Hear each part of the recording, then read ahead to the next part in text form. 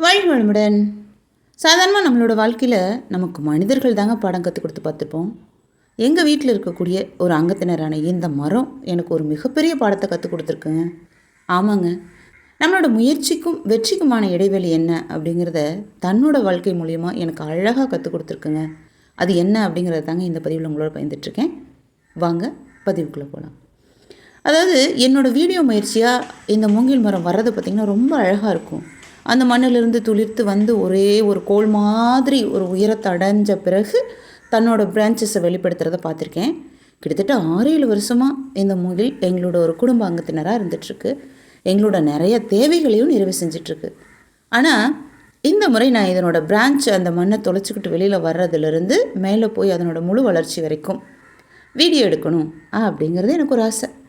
அந்த ஆசையில் என்னோடய வேலையும் தொடங்கிட்டேன்னா பாருங்களேன். காலையில் எழுந்த உடனே வீடியோ எடுக்கிறது அப்படின்னு சொல்லி கிட்டத்தட்ட ஒரு வாரம் வீடியோ எடுத்துகிட்டு இருந்தேங்க. ஒரு வாரம் பார்த்திங்கன்னா அந்த பூமியிலேருந்து அந்த வெடிப்பு எப்படி இருந்துச்சோ அப்படியே தாங்க இருந்துச்சு. ஒரு வாரத்துலேயே எனக்கு கொஞ்சம் டவுன் ஆகிடுச்சு. ஒரு வாரத்துக்கு மேலே ஒரு சின்னதாக துளிர்ப்பு வர ஆரம்பிச்சிருச்சு. நானும் ஆர்வமாக ஒரு நாள் விட்டு ஒரு நாள் அப்படின்னு சொல்லி வீடியோ எடுக்க ஆரம்பித்தேன்.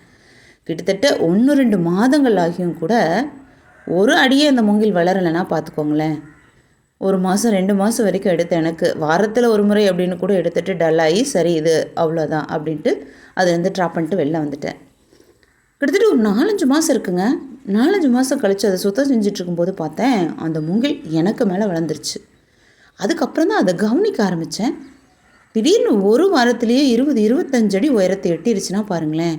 ரொம்ப ஆச்சரியமாக போச்சு எனக்கு. என்னது நம்ம 1 மாதம் 2 மாதம் கிட்ட வீடியோ எடுத்தோம், ஒரு முழம் கூட அதாவது ஒரு அடி கூட வளராத இந்த மூங்கில் இப்போ திடீர்னு இவ்வளோ 20-25 அடிகள் வளர்ந்து நிற்குதே அப்படின்னு சொல்லி ஆச்சரியப்பட்டுட்டு தான் மூங்கிலோட வாழ்க்கை முறையை பற்றி நெட்டில் சர்ச் பண்ணி படிக்க ஆரம்பித்தேன். ரொம்ப நான் வியந்தே போயிட்டேங்க. ஆமாங்க, இந்த மூங்கிலை வளர்க்கறக்கே ஒரு தனி பொறுமை வேணும் அப்படிங்கிறதையும் பொறுமைக்கும் விடாமுயற்சிக்குமான ஒரு ஜென் கதையை கூட படித்து வியந்தேங்க. ஒரு விவசாயி ஊரை விட்டு தனித்து போய் தன்னோட வயல் முழுவதுமே மூங்கில் மரங்களை நட்டு வளர்க்கணும் அப்படின்னு ஆசைப்பட்டு வளர்க்க ஆரம்பிச்சாராம்.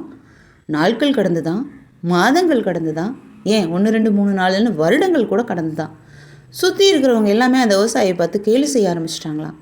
இவர் வீண் முயற்சி செஞ்சிட்ருக்கிறாரு அப்படின்னு சொல்லி. ஏன் ஒரு நிலையில் இவரோட மனசு கூட இவரை கேள்வி கேட்க ஆரம்பிச்சிருச்சான். இத்தனை வருடம் 3-4 வருடங்கள் ஆகியும் கூட உங்களோட அந்த உழைப்பு அப்படிங்கிறதுக்கு எந்த ஒரு பலனுமே கிடைக்கலையே அப்படின்னு இவரோட மனமே இவரை கேள்வி கேட்கும்போது அந்த மனசாட்சியவே தட்டி கேட்டுட்டு இல்லை என்னோடய விடாமுயற்சியை நான் விடவே மாட்டேன் அப்படின்னு சொல்லிட்டு திரும்ப எழுந்து அதே மாதிரி புது தெம்போட அந்த வயலை பராமரிக்க ஆரம்பிச்சிட்டாராம். 4 வருடம் முடிஞ்சு 5வது வருடம் அந்த வயலை பார்த்த அவருக்கு ரொம்ப பெரிய ஆச்சரியம் காத்திருந்ததாமாங்க. ஆமாங்க, அந்த மண்ணை தொலைச்சிக்கிட்டு அந்த மூங்கில் செடிகளெல்லாம் வந்து நிற்கிறத பார்த்தோன்னே அவரோட மனசு அவ்வளோ அலாதியாக குதிக்க ஆரம்பிச்சிருச்சான். நீங்கள் ஏதோ சாதிச்சிட்டிங்க அப்படின்னு சொல்லி அந்த விவசாயிக்கிட்ட சொல்லி அவரை பாராட்டிச்சான். அவர் அப்போ தான் ரொம்ப அவரோட மகிழ்ச்சியினுடைய உச்சத்துக்கே போயிட்டாரு.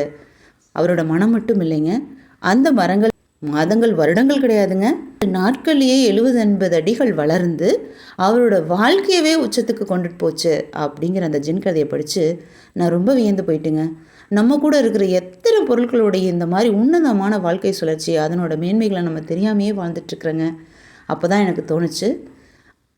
எனக்கு அப்பப்போ ஒரு கர்வம் இருக்கும். நான் எடுத்த செயலை ரொம்ப பிடிவாதமாக, அதாவது உணவு, வேலை, தூக்கம் எல்லாத்தையுமே மறந்து அந்த வேலையை முடிக்கிற வரைக்கும் அதுலேயே கான்சன்ட்ரேஷன் பண்ணக்கூடிய ஒரு கேஸ் அப்படிங்கிறதுக்கு எனக்கு நானே கர்வமாக நினச்சிப்பேன். ஆனால் இந்த மூங்கில் மரம் என்னோட அந்த கர்வத்தை தட்டியே போட்டுருச்சுன்னா பாருங்களேன். ஆமாங்க, உன்னோட முயற்சி விடாமுயற்சி ஆகாதனால தான் என்ன வீடியோ எடுக்கிற அந்த முயற்சி தோற்று போச்சு. ஆமாங்க, அந்த கடைசி வளர்ச்சி 20-25 அடி வளர்ந்ததை வீடியோ என்னால் எடுக்க முடியாமல் போயிடுச்சு. ஏன்னா அதுலேருந்து நான் ட்ராப் பண்ணிட்டு வெளியே வந்துட்டேன். அதை கவனிக்க மட்டும்தான் ஆரம்பிச்சேனே ஒழிய அது வீடியோ எடுக்க முடியாமல் போயிடுச்சு. அப்போது நமக்கு அதுக்கான பொறுமையும் விடாமுயற்சியும் இல்லை அப்படிங்கிறத அந்த மரம் அழகாக எனக்கு உணர்த்திட்டுச்சுங்க, இந்த கதையோடு சேர்த்து. அப்போ தான் நான் உணர்ந்தேன், எந்த ஒரு செயலையும் முயற்சி அப்படிங்கிறது விடாமுயற்சியாக இருக்கும்போது வெற்றியில் கண்டிப்பாக கொண்டு போய் ஒரு நாள் சேர்த்தே தீரும் அப்படிங்கிற விஷயத்த அழகாக இந்த மூங்கில் எனக்கு கற்றுக் கொடுத்துருச்சுங்க. ஆமாங்க, இந்த மூங்கில் மரத்தை பற்றி ஏதாவது ஒரு அரிய தகவல் உங்களுக்கு தெரிஞ்சதுன்னா நீங்களும் கமெண்ட் பாக்ஸில் போடுங்க, நம்ம எல்லாரும் தெரிஞ்சுக்கலாம்.